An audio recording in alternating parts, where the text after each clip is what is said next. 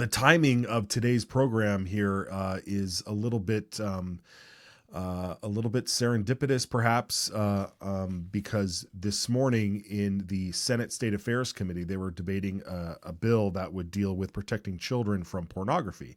That was the idea behind it, and that kind of dovetails on an explosive issue that I just received this week from somebody in Idaho.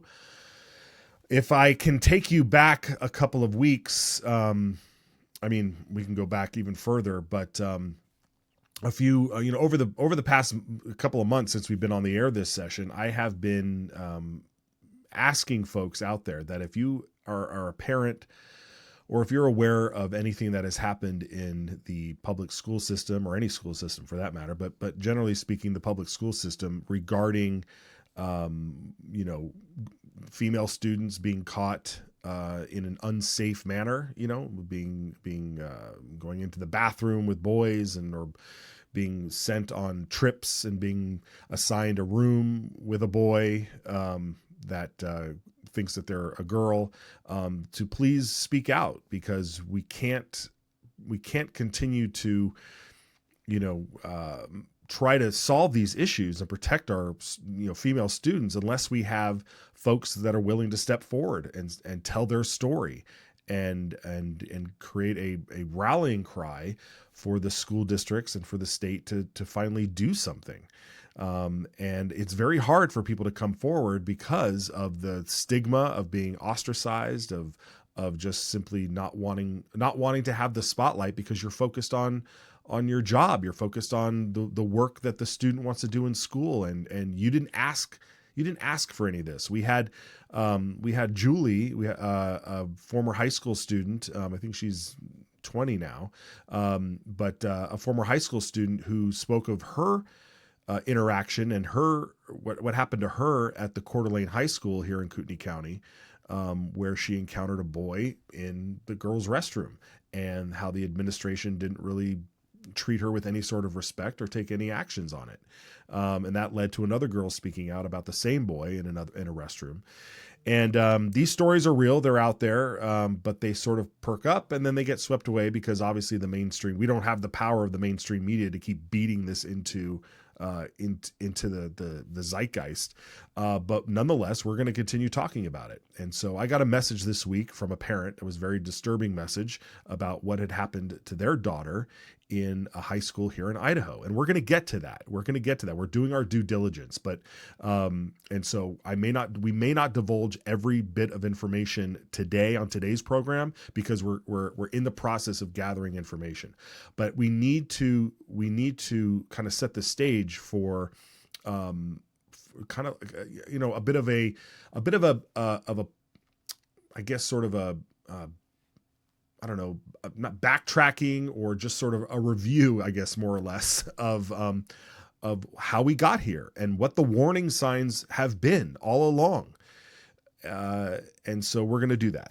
So I want to start off here with a program that the Idaho Freedom Foundation, Anna Miller, she's no longer with the Freedom Foundation, but she was at the forefront a number of years ago, exposing what was going on in our education system, the curriculum that dealt with gender identity and affirming transgender, all this, the transgender stuff. And so what Idaho Freedom Foundation did, and what Anna Miller did, I think they called it the Center for Education Studies or something like that, but they published an entire expose on your school districts, and you can look into your school districts on I don't know how up to date it is right now, but you can look into your school districts and find out all of the different curriculum and what the stats on the school district here. And so right now here's what you have here. This is Boise School District number 1, and it gives you a map of where what part of the school district it covers. So is that zoomable? Is that map zoomable? Can you zoom in there? There you go. Yeah. So that's, if you're in this area, where where the school district is, but it covers, covers the north end, most of the downtown Boise, and it sprawls down into South Boise there. But that is the Boise School District. And over on the on the right is a bunch of information about the school district, enrollment and budgets and that sort of thing. But then there's also some links about resources. And if you go down to the bottom here, we discovered something because we were researching something. We discovered this, and it says that this school district uses a gender support plan. And that caught our attention because the gender support plan is something that was referenced in an email that this parent received where there was an incident at the school between a boy and a girl. And let's not show this email yet. And she had she had referenced, the boy that happened in this incident, and we had a administrator from the school confirm that this boy was in a gender support plan. And I have never heard that. I don't know what that means, what a gender support plan means. And so we started looking into it and tried to find what is a gender support plan. And foolish me, I went directly to the district's website and was trying to search for it. And of course it's not going to be there, right? Because they don't just put this stuff on the front page. But our crack research producers and stuff did find a gender support plan for the Boise School District. So we have that here. And this is fascinating because what it basically is when a student is put on a gender support plan, you go through this checklist here, and one of the top things that's up here is whether or not the parent is involved. Go to the top. Whether the parent knows, is aware of, or is not aware of the student dealing with their gender identity. So right off the bat, they check mark whether or not the parent is involved or not involved. And we're assuming if they're not involved, they just check it, and then they continue to go through the rest of the stuff, and and this child is continued to stay under a gender support plan. Now, where do these gender support plans come from? Well, there was an article that was published by Anna Miller, and she points out that in this article that these gender support plans were inspired or a model created by, and it may have been directly given to the Boise School District here, but it's created by an organization called Gender Spectrum.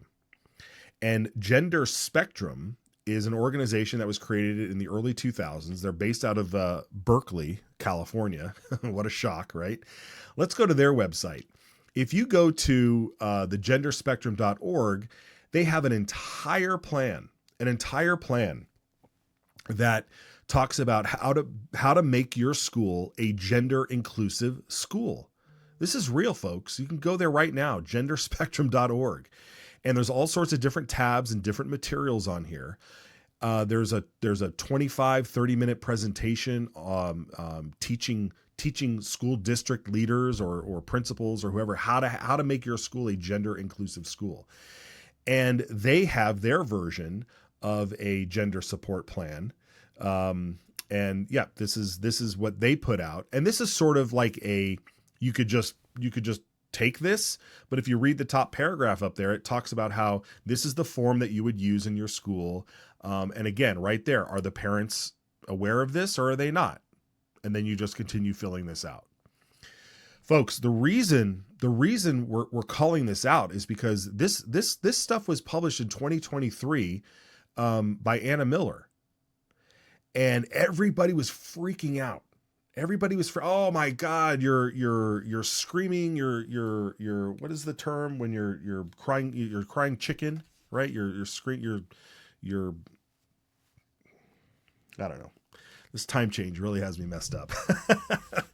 But you're screaming that the sky is falling, right? and everybody's freaking out.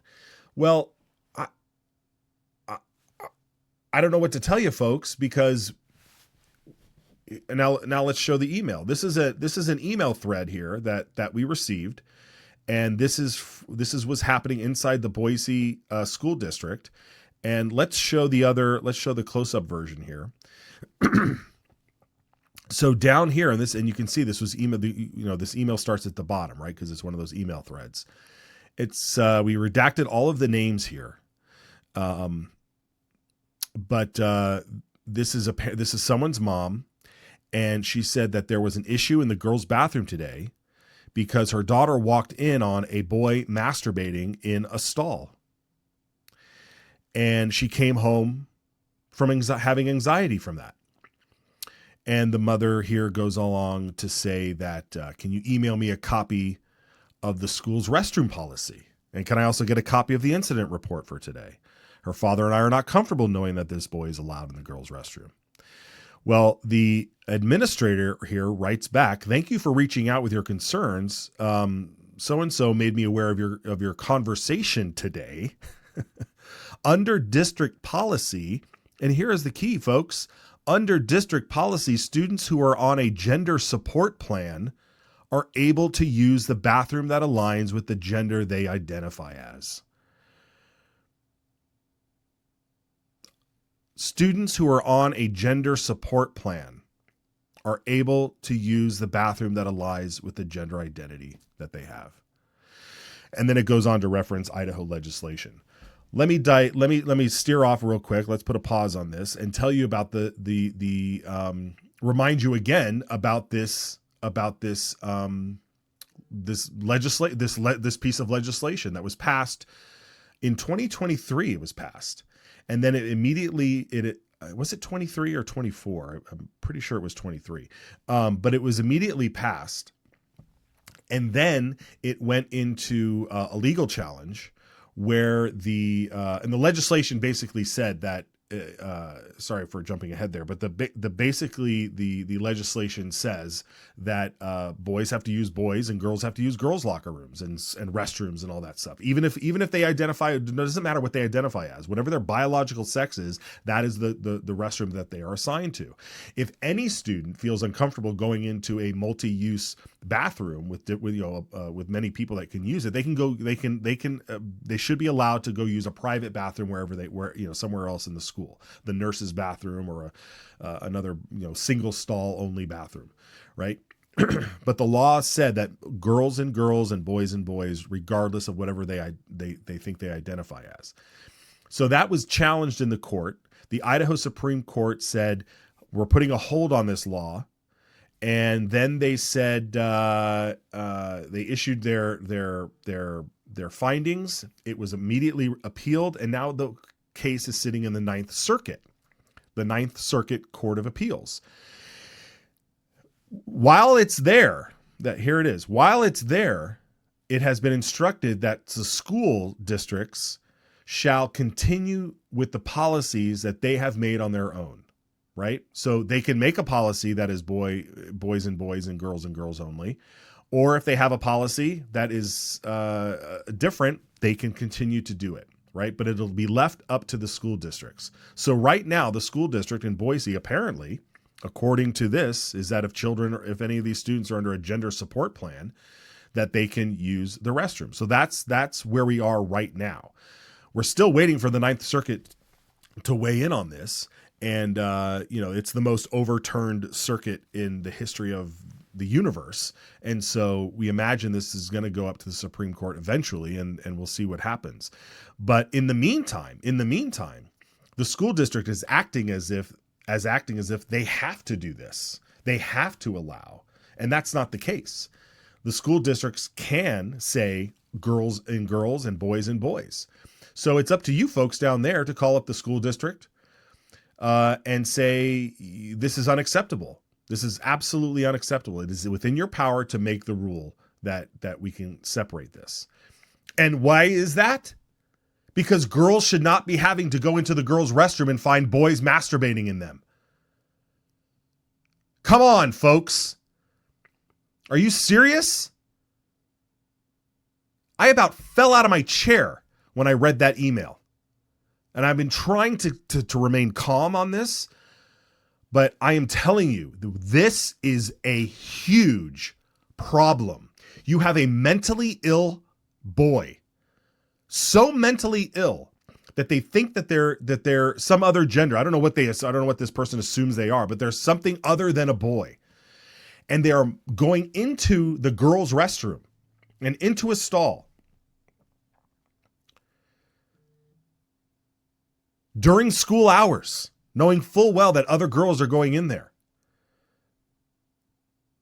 This boy needs help, and what he's getting is enabling. This is disgusting, folks. It is absolutely disgusting. Go back to genderspectrum.org. The materials on genderspectrum.org are, I mean, you can go to the resources and you can just click through and just, I mean, go to town, Mr. Producer. Go to town. Just click anywhere and just let's just look at this stuff. Yeah, training materials. This is all about yeah, there's some slides, right? It's incredible. It's incredible what's here. All about making your school a gender affirming school. And again, that is such an Orwellian term, because we're not affirming the child's actual gender. We are affirming their delusion. We are affirming their mental illness.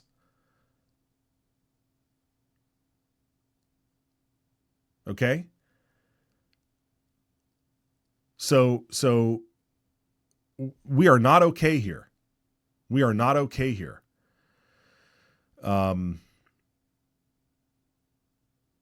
Yeah.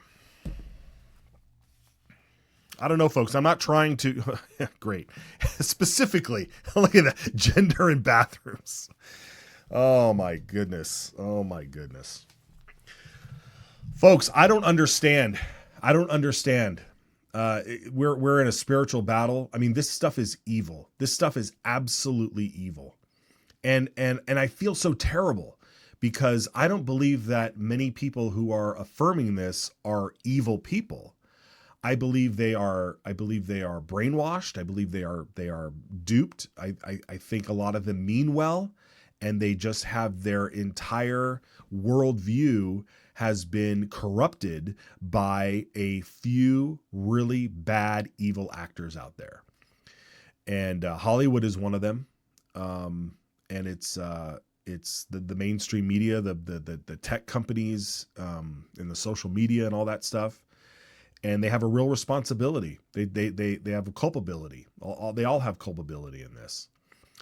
And that brings us to what the hearing that was this morning, which was another trying to protect our children, an idea to try to protect our children. But what we have to do, folks, is we have to do things that are wise and well directed. Okay, we're going to get into that. We're going to take a quick break, and we'll get into that. All right. So I guess we'll do that. All right, folks. Thank you so much. We'll be right back.